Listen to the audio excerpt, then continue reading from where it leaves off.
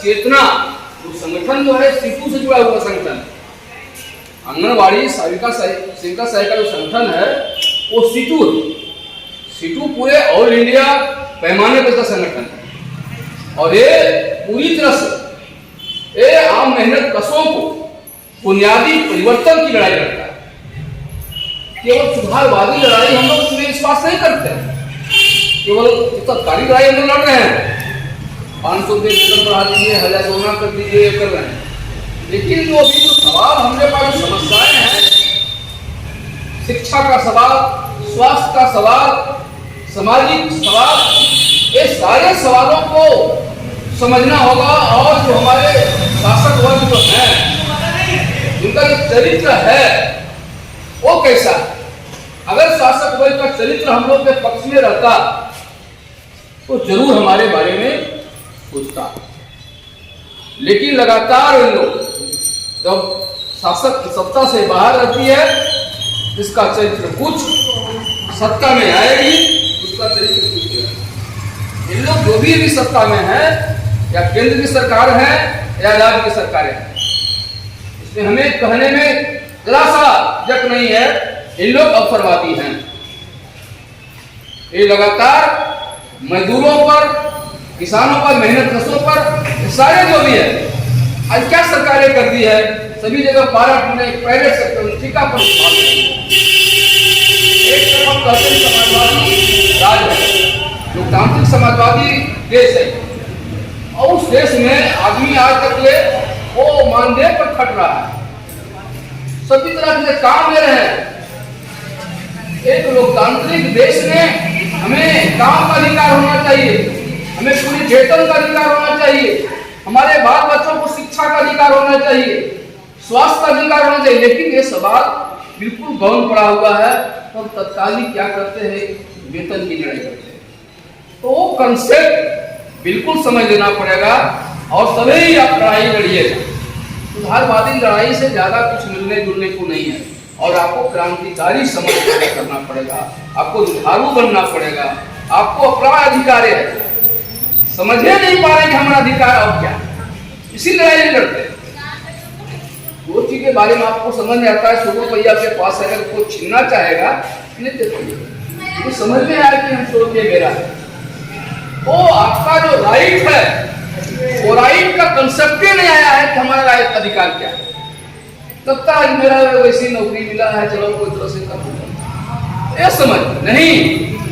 अरे किसान, हमारा देश आजाद देश है, वो लोकतांत्रिक देश है, हमारे पूर्वजों ने कुर्बानियां देकर करके थी, ऐसी ही जिंदगी जीने की लड़ाई नहीं लड़ा था, एक बेहतर दुनिया बनाने की लड़ाई सोचा था।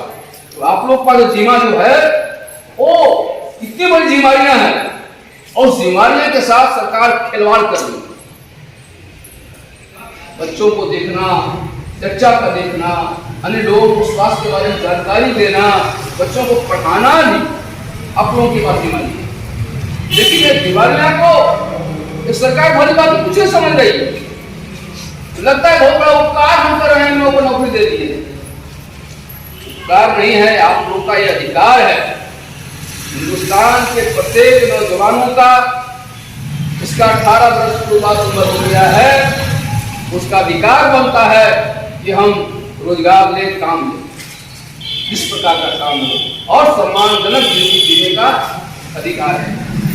लेकिन अभी तक देश में जो हालात है, केवल मंदिर मस्जिद जात पात की राजनीति जा रही है, और हम लोग भी इसी शिकंजे में फंसे हुए रहते हैं, इससे आगे नहीं सोचते।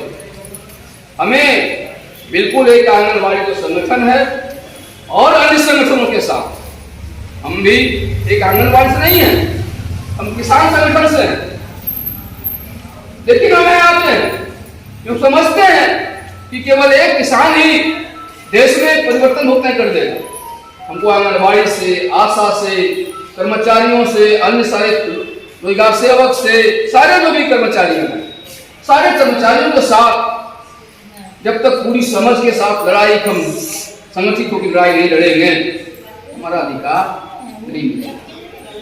ये लड़ाई हम लड़ रहे हैं, एक केवल तत्कालिक सवालों को लड़ रहे हैं, तत्कालीन सवाल है, जो डॉक्टर विजय जी पढ़े हैं वो तत्कालीन सवाल है, और तत्कालीन सवाल से समस्या हमारे पूछते हैं हम लोग।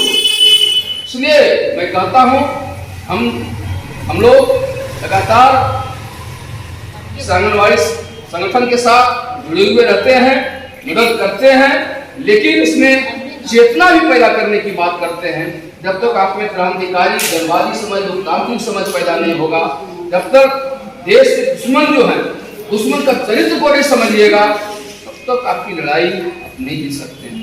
और चरित्र को समझने के लिए कुछ पढ़ना लिखना पड़ेगा, कुछ अन्य तरह की बातों को भी दुनिया में लोग दार्शनिक जो आए हैं, जो संदेश दे रहे हैं, लोकतंत्र क्या है, समाजवाद क्या है, हमारा अधिकार क्या है मानव का, वो सारे बातों को समझना होगा। इसलिए आप लोग तो कहते हैं कि आपकी लड़ाई और गति से, और हम अकबरपुर में बेचारी विद्या जी वो एक्टिव होकर रहती, तो चार रहती।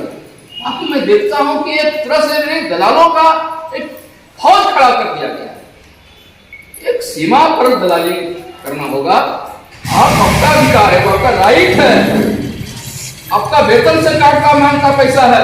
अब बताओ वो सीधी क्यों 3-3 हजार मांगता है, कितनी बड़ा जुल्म है, और आप चुप रहते हैं, अपनी कमाई की पैसा को चुप रहना चाहते हैं।